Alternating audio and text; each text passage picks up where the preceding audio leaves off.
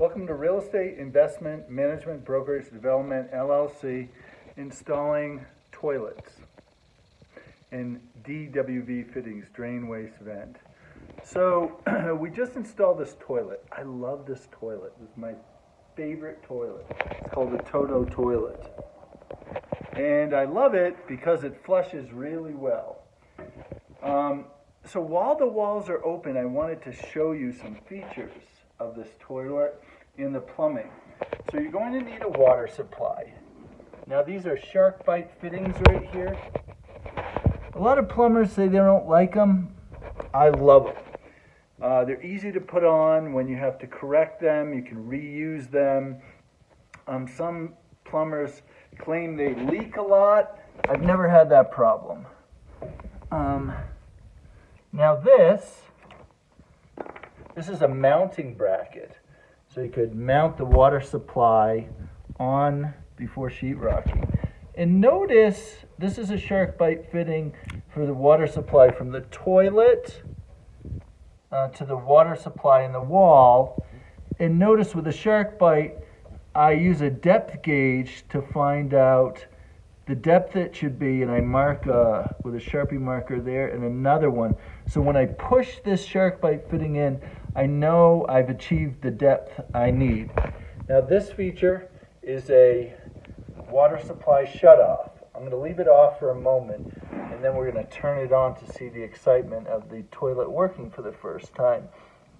The toilet has this water supply, so there's plumber's tape here. I wrap that 6 or 7 times, and then righty-tighty, you screw this in. So you have the water supply itself with an elbow joint, and then a mounting bracket. You'll have a 1/2 inch of sheetrock. You want the wall 12, if your sheetrock is 1/2 inch, 12.5 inches from here to this center toilet. Now you might say, hey, why is that toilet raised off the ground? The reason is this is going to be a radiant floor. So the floor will actually be this high. But anyway, let me go on. So how is the tank attached to the toilet bowl? And you have a bolt, a brass washer so it doesn't rust, a rubber washer to seal against the porcelain tank, and then on the other side you have this steel washer, and then you have a brass bolt, and then the rest of the bolt. And then you have what's going on here is the toilet seat is being attached. Okay, so let's look inside this. This is one good-looking toilet, I think. Show you that. Now let's look inside the tank. Now look inside the tank here. This is, again, your brass bolt, and then a washer, and then a rubber gasket. And when you tighten this down, the rubber seals against the porcelain so it doesn't leak, right? And then this is your trip lever. See that? So when you flush, this comes up and allows the water to go down. And then this is a refilling valve. This senses the height of the water, and it will shut off the water supply. So let me slowly show you what's going on here. And then let's do something exciting. Let's turn on the water supply to see how this works. So, righty-tighty, lefty-loosey. Lefty, if we open up the valve, so the excitement's going to start. You can see the tank filling. And it fills from this. It might be a fill valve, maybe? And then it's going to reach a certain point. What's nice is that when you buy this toilet, these are original equipment parts, they really work well. So for some of the properties we have, we switched everything out to a Toto toilet. We like them so much. Although I'm sure there are other toilets that are nice, but we really like these. Now look at this going on here. That looks like the type of part that won't fail very often, and that's important. So, gee, it's taking some time, isn't it? So that valve's open, tank's filling up.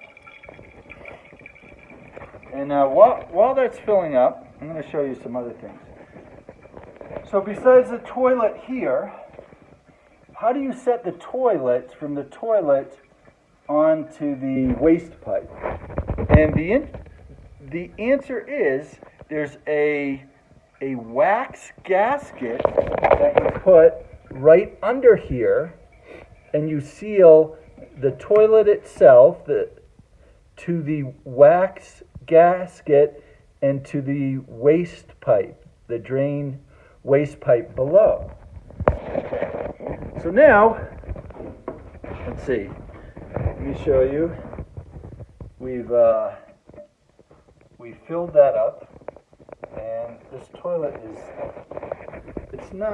it's just dusty. That's why it looks dirty in there. Anyway, let's go on. When we hit the trip lever,